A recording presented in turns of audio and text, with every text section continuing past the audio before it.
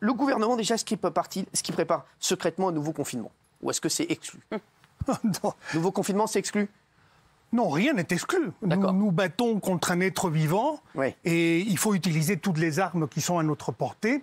Aujourd'hui, ça paraît difficile d'appliquer un confinement, en tout cas un confinement comme lors de la première vague. D'accord. Pas confinement général, mais un couvre-feu, c'est possible? C'est possible si la situation se dégrade. Je veux dire, on avait, à l'époque, je me rappelle, c'était ça qui était fou, Emmanuel Macron avait dit, si on a plus de 5000 cas par jour, on passera en confinement. Aujourd'hui, on a plus de 200 000. Mais c'est vrai. Donc, les règles ont un peu changé. Parce que oui, voilà, c'est normal. Les règles ont changé. Ce qui reste vrai, c'est que l'hôpital est sous tension. L'hôpital était en difficulté depuis des années. C'est pas une nouveauté.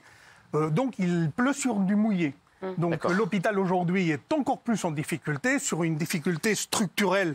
Nous avons une difficulté conjoncturelle, c'est le virus. C'est en plus des départs de certains personnels qui sont épuisés, une très grande lassitude. On peut le comprendre, ça se voit dans d'autres métiers. Qu'est-ce qui ferait qu'il y ait un couvre-feu? Je pense qu'il faudrait qu'il y ait beaucoup plus de décès, beaucoup plus de patients qui rentrent en réanimation. Donc là, pour l'instant, on ne puisse pas garantir l'accès à la santé de monsieur tout le monde. Donc vous avez une appendicite demain, un infarctus, j'espère que non, et vous arrivez à l'hôpital et on ne peut pas vous prendre. Porte-l'œil, lui. Donc là, effectivement, chacun d'entre vous... J'ai fait un regard... C'était circulaire. C'était circulaire. Quelqu'un d'autre, oui, moi non. Merci, non, ça m'arrange. Donc non, pour l'instant, c'est pas l'ordre du jour. Pour l'instant, ça je ne pense pas. D'accord. Non, mais c'est important, parce que ça, c'est une grande question qu'on se pose. En tout cas, politiquement, le gouvernement, jusqu'à maintenant, a toujours été timoré à appliquer des mesures plus lourdes, même lorsque les scientifiques le demandaient. Donc là... Parce que c'est un choix politique. Les restaurants vont rester ouverts? Restaurants bas? On peut imaginer que si vraiment il y avait une explosion du nombre de cas, des demandes parce que là, on a plus de 200 000. Oui, mais c'est des cas. C'est des personnes qui sont infectées, mais ce ne sont pas des personnes qui sont malades, ni des personnes qui ont besoin d'aller à l'hôpital, et encore moins des personnes qui ont besoin d'aller en réanimation.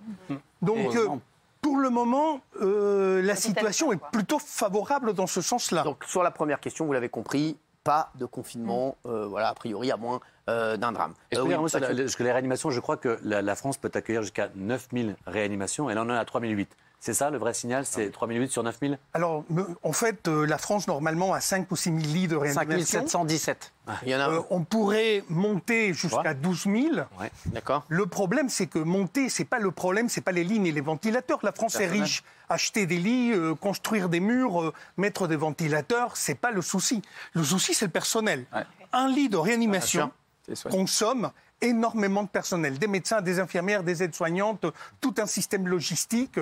Et c'est ça que nous n'avons pas. Ce que nous n'avons pas, un hôpital n'est rien sans les personnes qui y travaillent. Mais ce qui est fou, c'est qu'on a continué à fermer des lits jusqu'à maintenant. Vous avez parlé de pluie tout à l'heure. On continue à percer le parapluie, puisque même les gens qui ne sont pas vaccinés, on leur dit restez chez vous. Et on les a virés, on les a poussés à la démission. Alors moins on a de personnel, plus on vire les gens. Et maintenant, on rappelle des gens à la retraite. Bon, on marche sur la tête, en vérité.